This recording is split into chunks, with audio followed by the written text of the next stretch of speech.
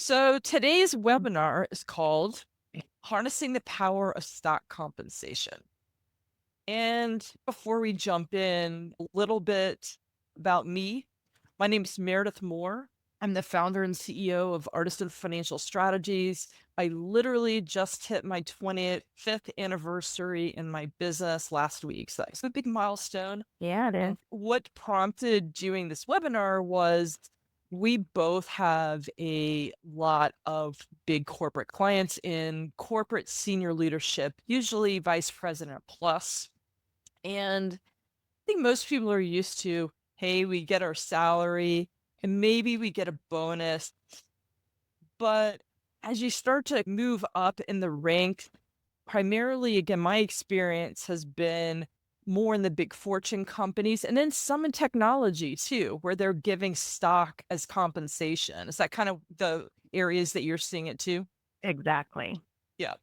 And you know what? It gets tougher. It gets tougher for a lot of different reasons. And we're going to unpack that. A lot of it's tax, and a lot is cash flow, and a lot is how do I think about this? And I know I've had a ton of clients. They come to me and they're like, hey, Meredith, do I use this?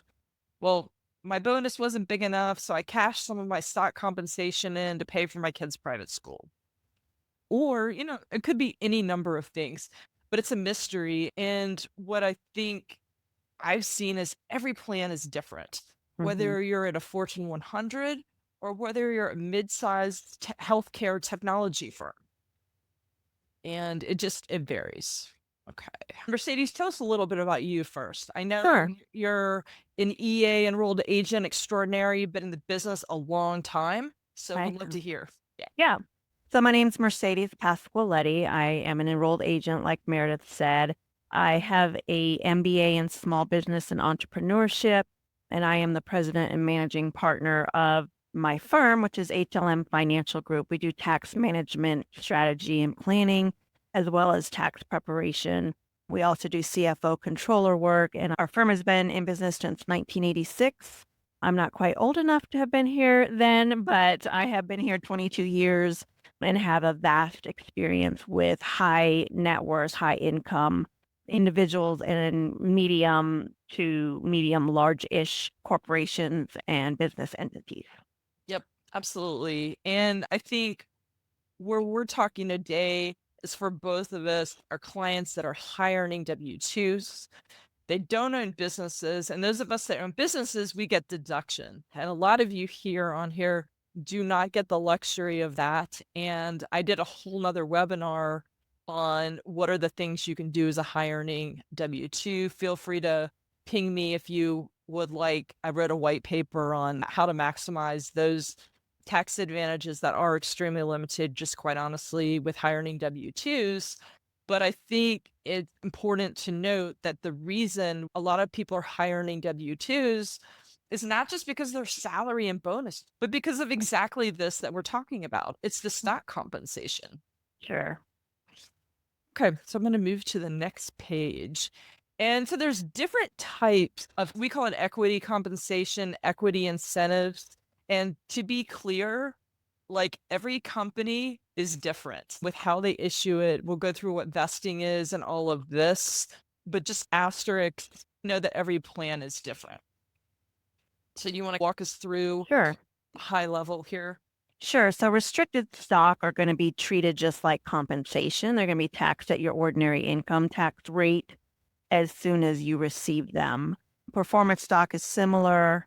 Incentive stock options are where you are given stock typically on a vesting schedule. Usually there's a cliff of a year to 2 years, depending on your plan.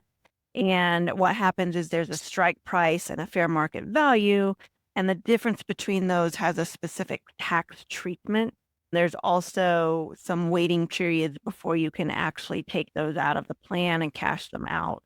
And then the employee stock purchase plan is where you have an opportunity as an employee of a corporation to purchase that corporation's stock at a reduced level.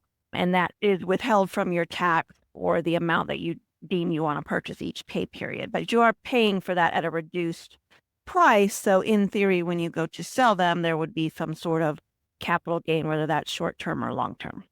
Yeah, and I see a lot of those. It's a discount of typically 10 to 20%. Most often Sure. I see like a 15, and maybe they even take a date at some point if they make Mm. you whole or if it's underwater. Anyway, but there's all sorts of different ways that these ESPPs or employee stock purchase plans are structured depending on the company.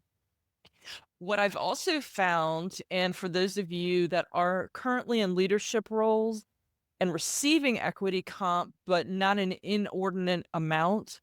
My experience has been when we have a client that might move to the senior vice president level or C suite, what'll happen is now there can sometimes be more equity compensation than actual salary and bonus.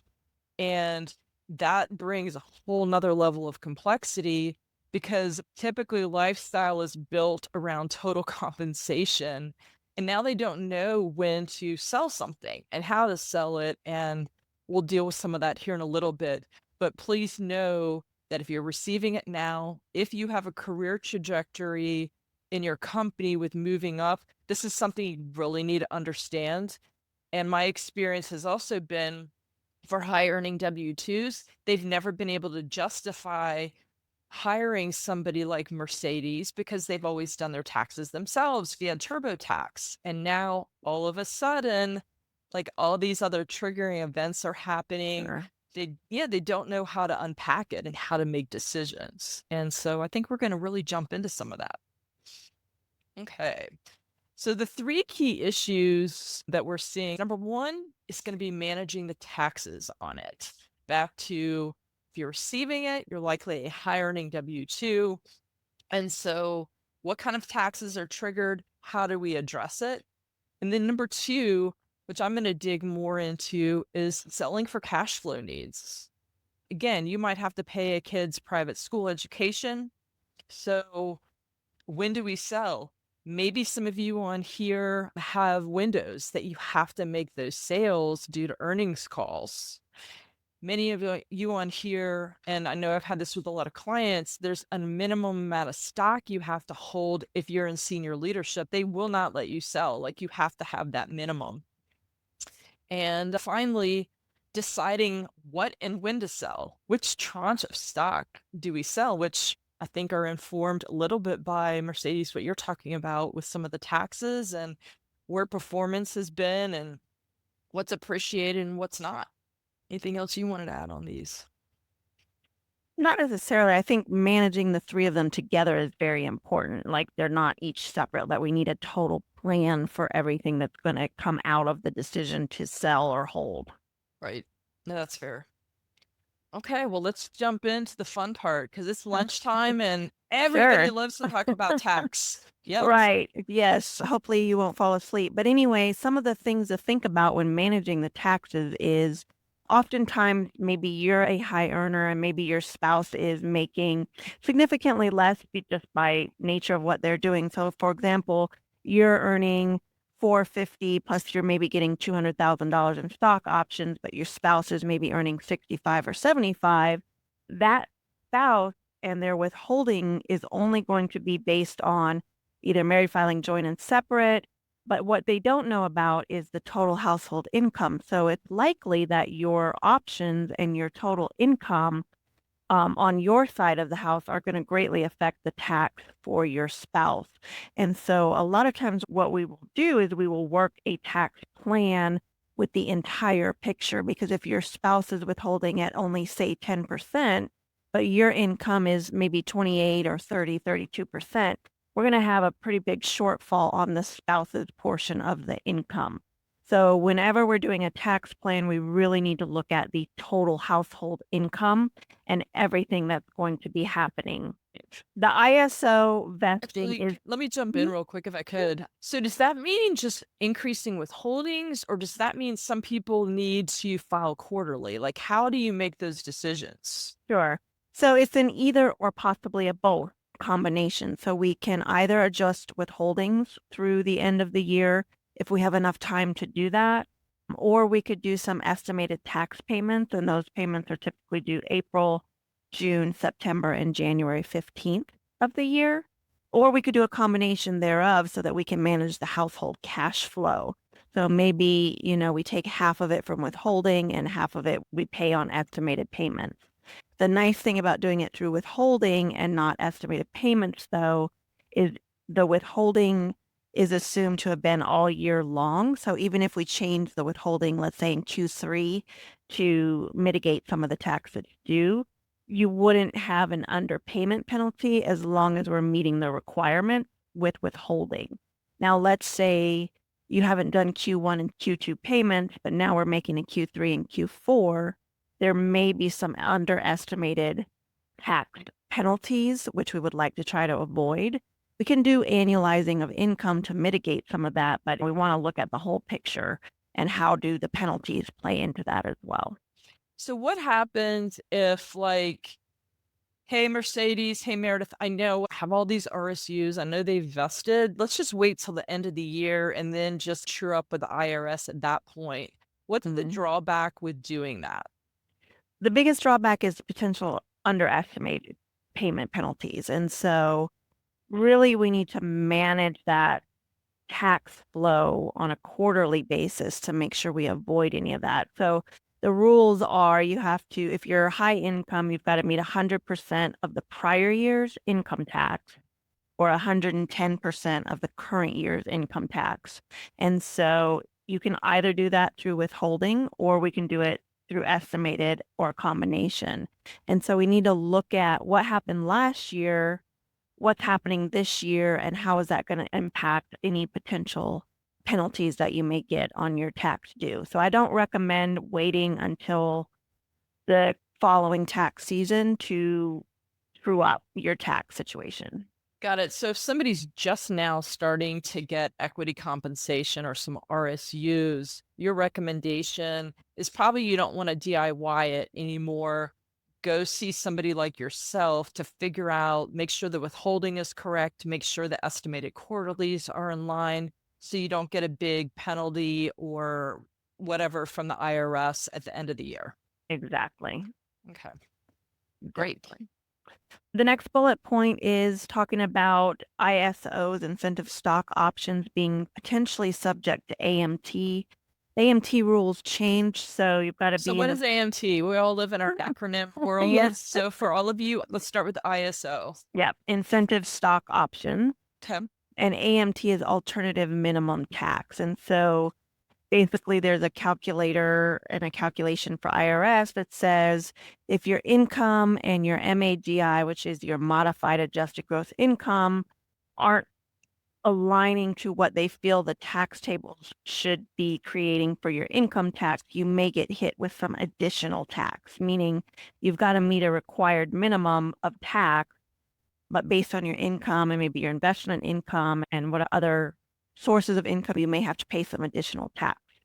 Again, the threshold for the income level after the 2017 Tax Cut and Jobs Act went way up. So it may be this doesn't apply to you, but we still need to calculate it and see if it does on a tax return. And so what happens is the difference between the strike price and the fair market value on the date of exercise becomes the amount that's potentially subject to this additional tax. So if there's a $5 per share difference between those two things, the strike and the FMV, fair market value, and you get, let's say, 100 shares, you're going to have to enter that in your tax return, make sure that your AMT potential is being calculated. And like I said, there may be some, there may not be, but we need to make sure that you are calculating that in your tax return.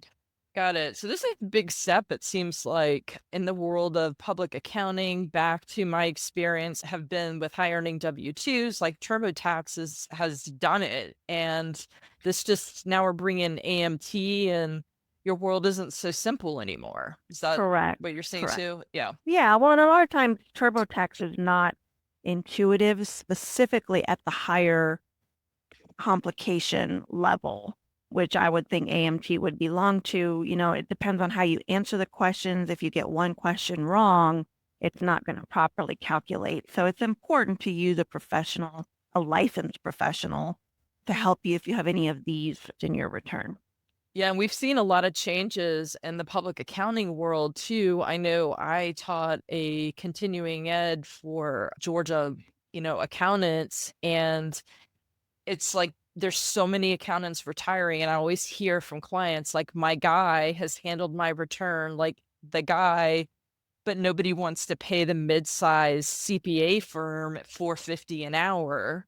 But this is clearly with W-2s, this is such an important space to where I think people have to start rethinking how they do tax planning and how they address this stuff. Absolutely. Because So what does selling to divest mean to your income taxes? So if you have let's say you have, I don't know, Tesla, right? You work for Tesla, you're receiving options, you've got some ESPP, and you also have another portfolio outside of that. But if your largest chunk of wealth is coming from your Tesla stock, you're in a pretty volatile position because if Tesla goes up, great, right? But if Tesla goes way down, then the largest percentage of your wealth portfolio is also potentially going to go down. So what we want to do is we want to make sure that you've got a balanced portfolio, and that's where Meredith's going to come in, take a look at all of that, make sure it's fitting your plan and your long-term strategy. But if we do that, there may be either short-term or long-term capital gains. And if we have those, you're going to have to pay tax on them at the time of sale. And so it's really important that if we're making those decisions to divest some of that stock that you've got a lot of your wealth invested in, that we're managing the taxes on that in the year of those decisions. I like to say we don't want the tax tail to wag the dog. Like nobody cares about their 20% capital gains if your Tesla stock plummeted 98% one year. Right. So yeah, doing that tax transition is everything. It really The is. other yeah, the other thing that's important, I think, is, and I know we're gonna hit on it again, is almost thinking through like an investment policy statement. Like what percentage of your balance sheet do you want to hold in that one Right. position? And the reason I say that is there's a whole area of study that's come out in financial advisory called behavior finance.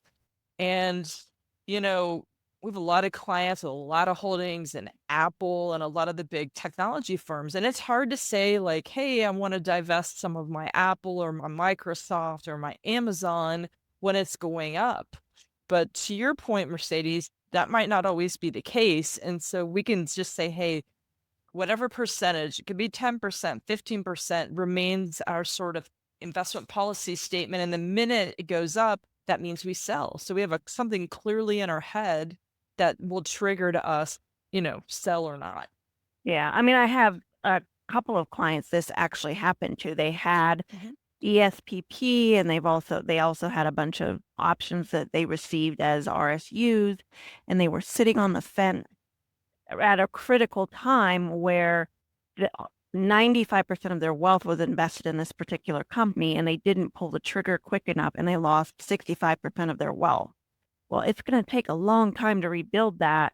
So if we could have said, okay, let's start getting rid of some of this and getting into other things, it would have potentially created a whole different impact to their financial future. Absolutely. Yeah. So pitfalls and RSU reporting on tax return. That sounds very technical. What does that mean? So a lot of times what happens is, let's say you have stock in Tesla, they've got to have somebody to manage those transactions. So a lot of times it's Fidelity, or maybe it's Schwab, or maybe it was E-Trade, now Morgan Stanley. And what happens is, for example, with RSUs, they should show up on your W-2 in box 14, code V for Victor. And what that tells a tax preparer is, okay, you've already paid tax on this batch of RSUs that you received, and so you should not be taxed on them again when you file your tax return. But often what happens is Fidelity will report the sales price, but they have in a zero for your cost basis. And if you don't have somebody who knows how to read the documents properly, they may enter that as a sale on your Schedule D that is then taxing 100% of those options that you already paid tax. in the current tax year because you sold to cover, which means you sold enough stock to cover the income tax. And so there's some calculations and some reports that you have to give to your tax preparer that allow them to properly include the basis or the cost so that you're not getting taxed again on restricted stock units that you've already paid tax on. Yeah, I know a lot of people will use shares to pay the taxes, and Mhm. that's how they handle that. Yeah. Yeah. And then also, just to go back to that, you really want to download and save your transaction confirmations because a lot of the data in terms of number of shares, the value that was taxed, and the withholding on it comes from those transaction confirmations. So make sure that you're saving those for your tax preparer. Great. Okay. So let's talk kind of next thing. I know in our practice, we're always looking at actively tax loss harvesting throughout the year. And let me explain this concept. It can be a little complicated, but once you get it, it's a no-brainer. And really thinking with who you're working with, tax loss harvesting is really only relevant for your non-retirement account assets. So the ones that you get 1099s, think an individual account, think a joint account or TOD account. So an individual, not a retirement account. So to give an example here is if you had a portfolio with $100,000 in it and you had a $20,000 gain, meaning your holdings had gone up. So you'd end up with 120,000. Obviously 100 plus 20 is 120, but we get our good friend, our favorite uncle in DC sends us a 1099. Now we have to pay capital gains on that. And so by the time we pay the capital gains on the 20K, now the value after tax is going to be 112.6. Where if you're actively tax loss harvesting throughout the year, you can start at 100, you're going to still have your 20,000 gain, but I'm going to take other asset classes that had losses throughout the year at various points. Not every asset class always moves up. There are going to be a few that are going to be losers. You're going to have your winners and you're going to have your losers, but we're going to sell the losers throughout the year so that we can offset using that loss to offset the gain. So you still have the same performance, but now we have a tax asset. And so now we don't have a tax liability because the losses offset the gains. And so we've saved $7,400 through the active tax loss harvesting. This does not work in mutual funds. This only works in individual stocks, individual bonds. And I know with our portfolio managers, we're doing this throughout the year because, like I said, there are going to be specific times where certain asset classes are going to do better than others. Mercedes, you were using Tesla. I think it was 2022. Like Tesla was down 90% like December of 2022, and then it was up 98% in January. Right. So the trick is you sell the asset class or the position, you don't leave the market. You want to put like an ETF or an index fund to track that until you buy it back. You can't immediately buy it back. That's called a wash sale, but I believe it's like 30 days or something like that. And literally the next day you can buy that position back. Right. So you're not messing with the performance and the allocation. You're just harvesting losses. And you want a professional. Again, I have 3 CFAs that oversee the accounts to be able to take advantage of this. And to be clear again, for the questions that are going to come in, it's got to be on non-retirement accounts that this is even relevant.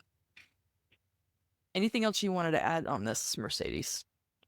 Well, I think a lot of times, specifically in the last few years, we've gotten to a point where tax loss harvesting isn't always an option. So that's where we then need to look at it from other strategies that we could employ. So maybe your portfolio, we've done all the harvesting we can, and that's where your tax professional, your financial person, and your team of investment advisors should be working together to make sure, okay, if option A is not available, what's our next step? What can we do? How do we need to look at it? And the reverse is true. Sometimes we're harvesting gains. When we have clients in low tax brackets and we're trying to move the portfolio, we're trying to de-risk it, like we might want to make those sales because the capital gains rate for some people might be 0. because Sure. they're retired. And so it goes both ways on this. And that's what I just want to bring to everybody's attention is managing for taxes is a whole nother layer of skill set with the advisors that you're working with. So, okay, selling for cash flow needs. So I get this question all the time back to senior leaders in corporate that have a lot of equity compensation. They're using some of this to cover for a kid's tuition. They're buying a car. Back to your point, Mercedes, they may have a tax bill. They need to come up with some cash to pay it, which are generating more taxes to pay the tax bill, or maybe somebody's buying a house. Potentially. And so, like, figuring out how to make some of those decisions, it really needs to be thought through on which tranche of stock do we use. Did you have any thoughts? Yeah, Yeah, go ahead. I do. Yeah, so we definitely want to take a look at how selling for any of these cash flow needs is going to impact the situation. We also want to look at alternative financing options to see if selling the stock's not the best option right now. The more advanced piece of that is, let's say you are high level Accenture and you have moved to another country where you are earning some options while you're on that country's soil. We also need to look at, okay, is there going to be a tax impact in that country as well as a tax impact here? If there is, do we save a tranche of options that we earned and received while we were in the US so that we don't get taxed on them in whatever country you're in? And so that also needs to be a piece of it too, specifically if you are positioned in another country. Yep, and we share several Accenture clients, and actually have exactly that situation, and there's tax Mhm. treaties in other countries, but please, before you sell anything, now that everybody's hearing like, "Hey, I need a tax professional on this," some are gonna, like she said, some will have a lower cost basis, meaning the gain in there is much bigger, so there's a bigger impact to the tax bill. I don't really think that universally you always sell the one with the lowest tax liability because you may have a bad year. Like maybe your bonus isn't going to be as high. Maybe commissions weren't as high. And so maybe you do want to go ahead and create tax budget that's greater from one year to the next.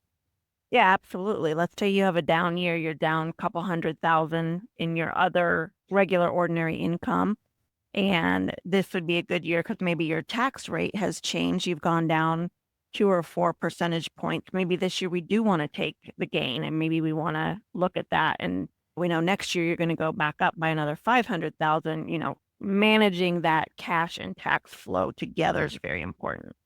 Well, and back to hit on something really important here that you brought up earlier. You could have this concentrated position in your company. And by the way, you work there too. Mhm. So do you not only want this concentrated position that might represent 10%, 30%, even more than that in the example you gave of your total assets, and your W-2 is dependent upon that company. Right. That's when you begin to diversify and tax transition a portfolio back to my slide on tax loss harvesting.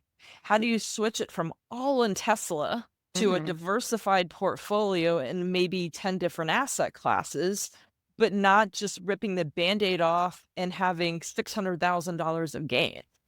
And Right. so that's where the science and the art that I do is how do we think about that? But Sure. yeah, but it's not just tax transitioning. Right here, it's like, hey, do we use, to your point, do we use the restricted stock to pay for that new car or for that tuition? Are there other ways that we could potentially finance that might even be better? And I like to Awesome. talk a lot about, we talk a lot about looking at almost like the midterm money bucket is how I refer to it. And what I mean in English is if you think of your financial life with a timeline, you might have money, what I would call the short-term money bucket, anything less than 5 years. And the long term is like anything post 66, 67 until you live to 100. But that midterm money bucket is what so many people haven't been intentional about. And that's anything that's not super short term, but it's not retirement.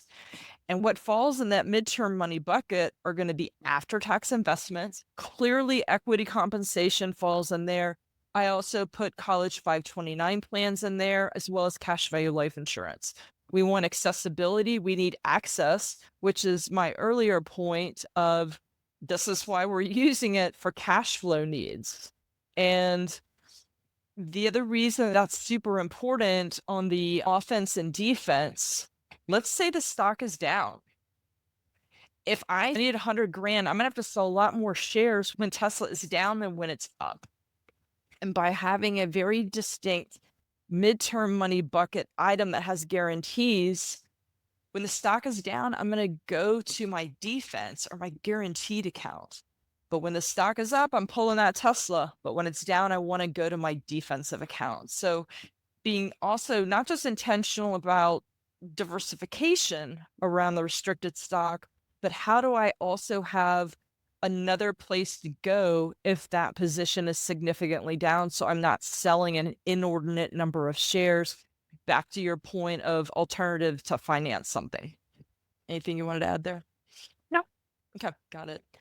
So when we look at managing cash flow, many of you are going to have base salaries, many of you will have bonuses, but we want to add, when you're building out with your advisor cash flow statements, we want to make sure that we're putting these stock positions and any purchasing in there so that we can forecast income and, most importantly, be able to run scenario stress tests. Many of you know I don't like the word retirement. We like to talk about work optional because we're working because we want to, not because we have to. You might want to know, do I have enough money to get us to work optional? How do we look at that with that cash flow statement and forecasting? Maybe we're pulling dividends off your restricted stock. Maybe it's that pension plan. And I'm an advocate. We have people that come to us, so like, well, model this as if the stock and the market will do 7% every single year. Well, I don't have to be a Georgia Tech grad to tell you categorically the stock market will not do 7% every single year. We're 100% wrong then. So when I'm looking at cash flow statements and building out customized plans, I want to look at 1,000 scenarios of 1,000 market environments and say, okay, if the market's up or down, what's the probability of success that you can do work optional? If that Coke stock or that Home Depot stock that you have all the restricted stock with is up or down, what's the probability? So I'm looking at probabilities of success, and doing scenario stress testing should be the only standard that anybody here should be focused on if they're wanting to see if they're on track or not to achieve a specific goal. So that cash flow statement is gold in my world to look at specific options in terms of probabilities of success. I know you've been answering some of these questions already, Mercedes, in here, but I'm going to read through them because I want to share. Some other people may have them. I'll let you answer. So somebody asked, can you share the difference between RSUs and PSUs and perspective on what's more beneficial for the employee from a comp and tax perspective? Sure. So PSUs are performance-based, and you've got to hit a certain criteria before you're going to receive them. RSUs may be based on company profits or whatever criteria the company deems appropriate. They're both treated as ordinary income to you at the time that you receive them. And so the taxation is going to be the same, just how you're awarded them and what that criteria is will be different. No, that's great. And you hit on it too, but when you start seeing cliff vests, what that means is it will fully vest at a very specific date, as opposed to if you have a 3 or 4 year vesting schedule. Is that correct? Correct. And every year that you get that vesting, you get another tax bill. They're going to do the withholding on it, to your earlier point. That's correct. Yep. And that assumes you're not even selling it. Correct. And then we had another good question, and I'm doing a whole nother webinar on philanthropy and giving. Doug asked, in 2023, there was a bump from RSUs and employee stock purchase. Tax liability doubled, looking for more deductions like charitable giving. And we can definitely talk about batching, which I know you alluded to that in here, and making quarterly prepayments. And also we'll talk about donor advised funds a little bit, but I want you to dig in here if you would. Sure. Mercedes? Yeah, I mean, so there's several different strategies we can look at when this happens. One, are you fully funding all the pre-tax benefits that you have available to you as a W-2 employee? That's HSA or FSA, which are your health savings account or your flexible spending account. Are you fully maxing out your 401k? Does your company offer a 457, maybe for highly compensated executives that you could also be funding with pre-tax dollars? So that, number one. Number two is yes, if we know we're going to have a large batch of RSUs coming in, and let's say maybe ordinarily you give $5,000 a year to charity, but in this particular year, you're going to receive double the RSUs you normally do. Maybe instead of doing 5,000 per year, maybe we take 10,000 or 15,000 in the year that you have that income and we clump it together so that you can get the benefit of that charitable deduction as an itemized deduction. Now, a lot of people think, well, they did away with the charitable deduction. That's not actually true. What they did was they doubled the standard deduction. So IRS says, without even listing your interest, taxes, charity, or potentially medical, we're going to give you a standard amount you can subtract from your income, which then reduces your income down to what's the taxable income. So they doubled that.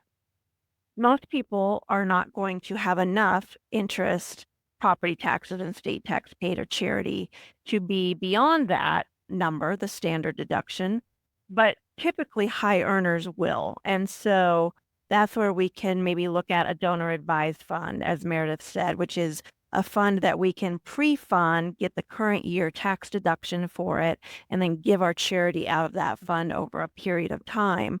That's an option.